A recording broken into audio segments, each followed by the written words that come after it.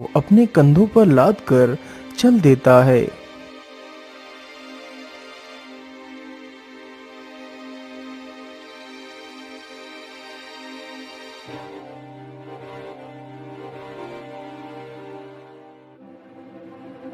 भोला चलते चलते वहीं से गुजरता है जहां पर उसका बड़ा भाई एक पेड़ के नीचे लेटकर सो रहा था। अरे बड़े भैया तो यहाँ पर सोए हुए हैं। चलो मैं उन्हें जगाकर अपने साथ ले चलता हूँ। कहीं किसी जंगली जानवर ने इन्हें यहाँ पर देख लिया तो उन्हें नुकसान भी पहुँचा सकते हैं। अरे भैया उठिए और देखिए, मैं उस सुअर को मार कर ले आया हूँ। भोला के इतना बोलते ही राकेश की आंखें खुल जाती हैं। भोला के कंधों पर उस सुअर की लाश को देखकर राकेश की तो आंखें फटी की फटी रह जाती हैं। अरे भोला, तुमने अकेले ही इस सुअर को मार दिया।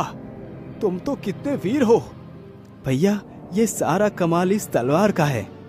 लेकिन भोला, सारा कमाल इस तलवार का है, वो कैसे? मैं कुछ समझा नहीं। फिर भोला सारी कहानी अपने बड़े भाई को सुनाता है। ओ अच्छा, तो कमाल इस तलवार का है। मुझे कुछ भी करके इस सुअर को हथियाना होगा। यदि ये सुअर को लेकर राजा के पास पहुंच गया तो राजा का आधा राज्य तथा राजकुमारी इसकी हो जाएगी।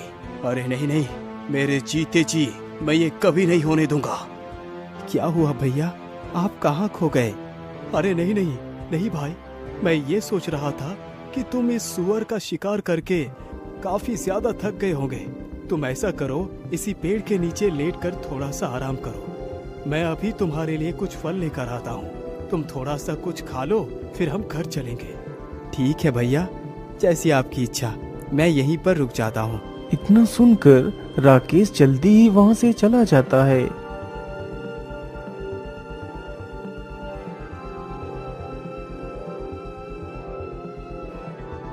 राकेश चलते चलते एक आम के पेड़ के पास पहुंचता है।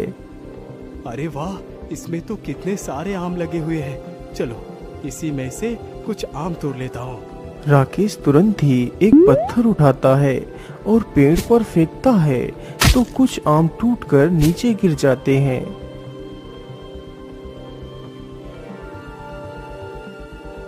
मैं ऐसा करता हूँ, इन आमों के ऊपर इन जहरीले पत्तियों का रस लगा देता हूँ। भोला जैसे ही आम खाएगा तो उसका काम तमाम हो जाएगा।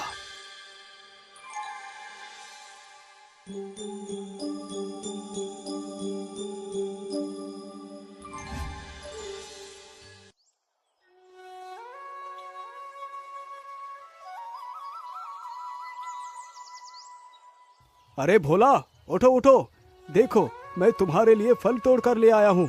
इतना सुनते ही भोला आंखें खोलकर देखता है तो उसके सामने कई सारे आम के फल रखे हुए होते हैं। तो भोला उसमें से एक आम का फल उठा लेता है। भैया आप भी खाइए ना, आप चुपचाप क्यों बैठे हैं? अरे नहीं नहीं भाई, मैं ये फल नहीं खा सकता। ये फल तो मैं सिर्फ तुम्हारे लिए लाया हूँ। मैं तो पेड़ के पास बैठकर ढेर सारे फल खाकर आया हूँ। अब तो मेरे पेट में बिल्कुल भी जगह नहीं बची है कि मैं कुछ और खाऊं।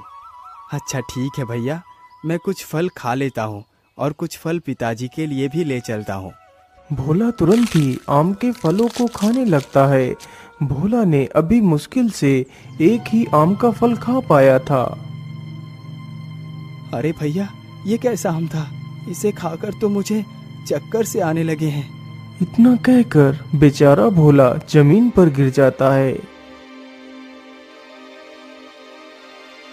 अरे वाह वाह, भोला तो गया काम से।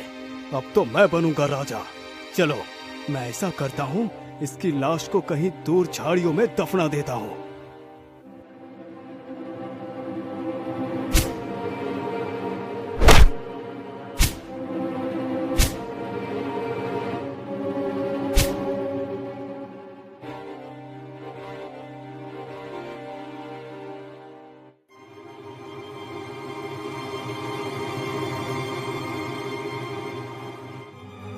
हाँ हाँ, अब तो गड्ढा लगभग खुद के तैयार हो चुका है। चलो अब भोला को इसी गड्ढे में दफना देता हूँ।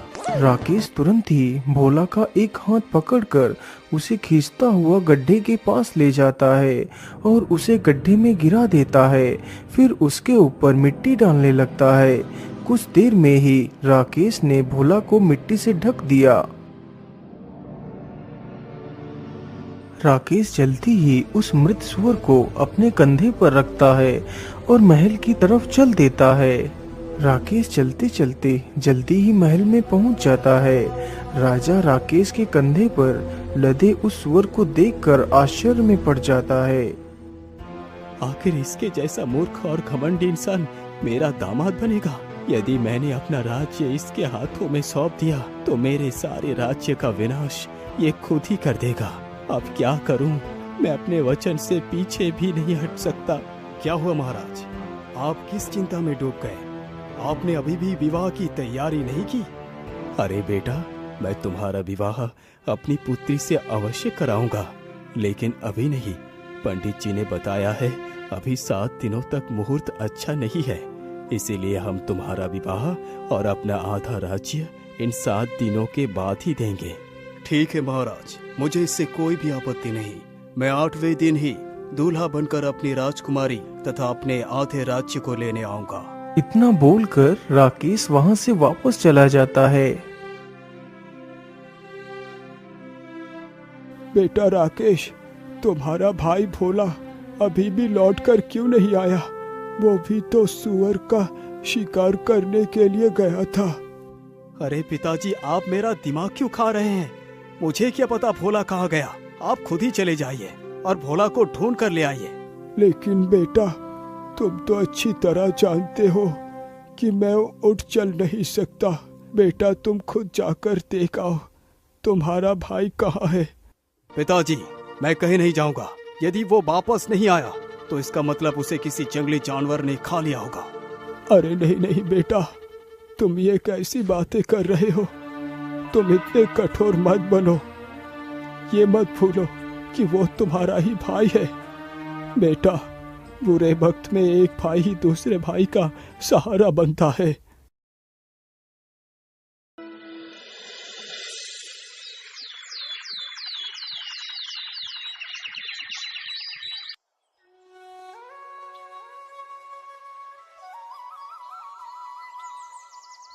महाराज, 7 दिन तो गुजर गए। आज तो शुभ मुहूर्त है। आप जल्दी से मेरा विवाह राजकुमारी से कर मुझे अपनी आधा संपत्ति दे दीजिए। हे भगवान, क्या मेरी पुत्री का भाग्य इसी दुष्ट के भाग्य से जोड़ दिया है? यदि ऐसी बात है प्रभु, तो मैं खुशी खुशी अपनी पुत्री का विवाह इसी के साथ करने के लिए तैयार हूँ। ठीक है, जरा बैठो। मैं अपने पूरे राज्य में अपनी बेटी के विवाह की घोषणा करवा दूं। मंत्री जी, जाइए और राजकुमारी के विवाह की घोषणा करवा दीजिए और कह दीजिए कि सभी लोग जल्दी से जल्दी राजकुमारी के विवाह में शामिल हो। सुनो सुनो सुनो, राजा की पुत्री का आज विवाह है, इसलिए सभी लोग राजा के महल में जल्दी से जल्दी पहुंच जाइए।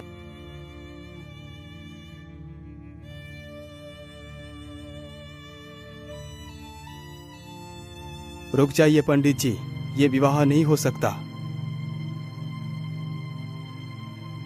अरे भोला बेटा, तुम कहाँ से आ गए? तुम तो मर गए थे। नहीं महाराज, मैं मरा नहीं, लेकिन मुझे मारने की पूरी कोशिश की गई थी। लेकिन भोला, तुम्हें किसने मारने की कोशिश की? बताओ मुझे। महाराज, मुझे मारने वाला कोई और नहीं बल्कि मेरे बड़े भैया ही है। लेकिन भोला, तुम इतने दिनों से थे कहाँ? फिर भोला अपनी सारी कहानी वहां पर खड़े सभी लोगों को सुनाने लगता है।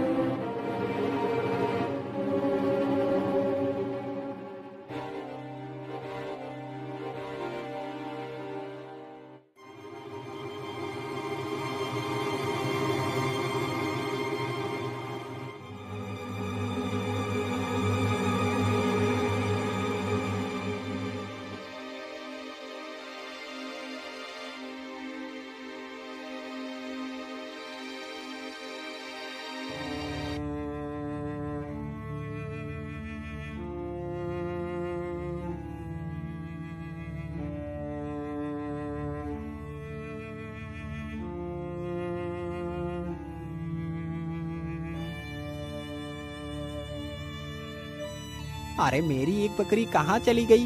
अभी तो मेरी दोनों बकरियां यहाँ पर घास खा रही थी, लेकिन अचानक से कहाँ चली गई? तभी चरवाहे की नजर अपनी बकरी के ऊपर पड़ती है, जो बकरी उसी स्थान पर घास खा रही थी जहाँ कुछ देर पहले राकेश ने अपने भाई भोला को दफनाया था। अरे मेरी बकरी तो वहाँ पर है, चलो उसे वहाँ से इधर को ले आता हूँ।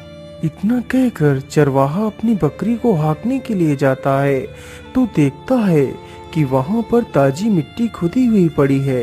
उसी मिट्टी के भीतर से एक हाथ बाहर निकला हुआ है। राकेश ने जल्दबाजी में अपने भाई को दफनाया था तो उसका एक हाथ मिट्टी के बाहर ही रह गया था। यह देखकर तो चरवाहा काफी डर जाता है। अरे राम राम राम, ये हाथ किसका है? चरवाहा जल्दी से उस हाथ को पकड़कर देखता है। अरे ये इंसान तो जिंदा है, इसकी तो सांसें चल रही है। चलो मैं जल्दी से इसे बाहर निकाल लेता हूँ।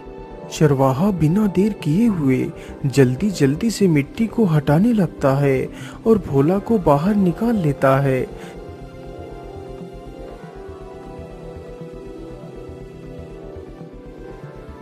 अरे भाग्यवान, तुम जरा इसका ध्यान रखना, मैं अभी वैद्य जी को बुलाकर ले आता हूँ। चरवाहा तुरंत ही वैद्य के घर जाता है। वैद्य जी, जल्दी से हमारे साथ चलिए। मुझे एक युवक बेहोशी के हालत में मिला है, आप जल्दी से चलकर उसे देख लीजिए। चरवाहे की यह बात सुनकर वैद्य उसके घर जाकर देखता है तो भोला की सांसें चल रही होती हैं, लेकिन उसे होश नहीं आया हुआ होता है।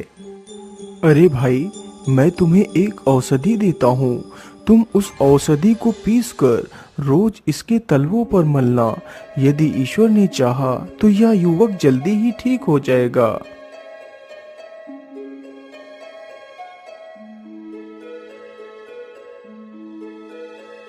वह चरवाहा प्रत्येक दिन उस औषधि को भोला के तलवों पर मलता रहता है, शायद इसी उम्मीद में कि भोला को होश आ जाए। इसी प्रकार धीरे धीरे 7 दिन गुजर जाते हैं।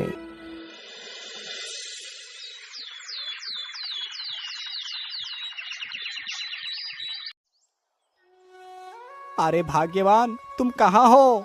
तुम कहाँ हो भाग्यवान? अरे क्या हुआ? आप इतना हाफ क्यों रहे हैं? बताइए क्या बात है? अरे भाग्यवान, आज राजा की पुत्री का विवाह है और जिसके साथ राजकुमारी का विवाह होने जा रहा है उसका नाम राकेश है।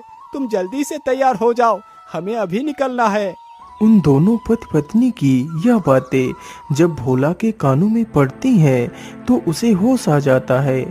अरे भाग्यवान, देखो इसे होश आ गया, हमारे मेहनत रंग लाई। भाग्यवान, तुम कौन हो युवक, और तुम्हारा क्या नाम है? फिर भोला अपनी सारी दास्तान उस चरवाहे को सुनाता है। तो इसका मतलब धन के लालच में आकर तुम्हारे भाई ने ही तुम्हें मारने की कोशिश की। अरे भाग्यवान, तुम सुनती हो, आज तक मैं यही कहता रहा कि काश मेरा भी कोई भाई होता, लेकिन भाग्यवान, क्या भाई ऐसे होते हैं जो जरा से पैसे के लालच में अपने ही भाई का गला घोट देते हैं? यदि भाई ऐसे होते हैं तो ठीक है भाग्यवान कि मेरा कोई भाई नहीं है, मैं तो बिना भाई के ही ठीक हूँ। शांत हो जाओ पुत्र, तुम्हारे दुष्ट भाई को इसकी सजा जरूर मिलेगी और राजकुमारी के साथ तुम्हारा ही विवाह होगा और तुम ही बनोगे इस राज्य के राजा। सिपाही, इस दुष्ट को लेकर जाओ और फांसी पर चढ़ा दो। भैया, मुझे माफ कर दो, मैं धन के लालच में आकर ये भूल चुका था कि तुम मेरे ही भाई हो। मैंने तुम्हें मारने के लिए कोई कसर नहीं छोड़ी। इसकी सजा तो मुझे मिलनी ही चाहिए, लेकिन मेरे भाई, हो सके तो मेरी भूल को क्षमा कर देना। यदि तुमने मुझे क्षमा नहीं किया तो मैं मरकर भी तड़पता रहूंगा। चलो सैनिकों, मैं आपके साथ चलने के लिए तैयार हूँ। रुक जाओ सैनिकों, छोड़ दो मेरे भाई को। अरे बेटा, तुम ये क्या कर रहे हो? तुम अपने कातिल पर रहम दिखा रहे हो। महाराज, मुझे क्षमा कर दीजिए। मैं मानता हूँ कि मेरे भाई ने जो भी किया है वो बहुत गलत था, लेकिन उसने अपनी गलती को स्वीकार लिया है। महाराज, जो गलती उसने की वो गलती मैं नहीं कर सकता। अपने आंखों के सामने ही अपने भाई को मरता हुआ भला कौन देख पाएगा। यदि मेरे साथ मेरे भाई ही नहीं रहा तो ये राज्य पाठ धन संपत्ति किस काम की। इसीलिए महाराज, मैं आपसे विनती करता हूँ कि आप मेरे भाई को क्षमा कर दीजिए, उसे बख्श दीजिए महाराज। भोला, तुम महान हो भोला। तुम मेरे आधे राज्य नहीं बल्कि तुम्हें पूरे संसार का राजा बना दिया जाए तो वो भी गलत नहीं होगा। तुम एक राजा बनने के योग्य हो, इसीलिए तुम्हें आज से ही अपने राज्य का राजा घोषित करता हूँ। फिर बड़े धूमधाम से भोला का विवाह राजकुमारी के साथ कर दिया जाता है और भोला को ही उस राज्य का राजा बना दिया जाता है।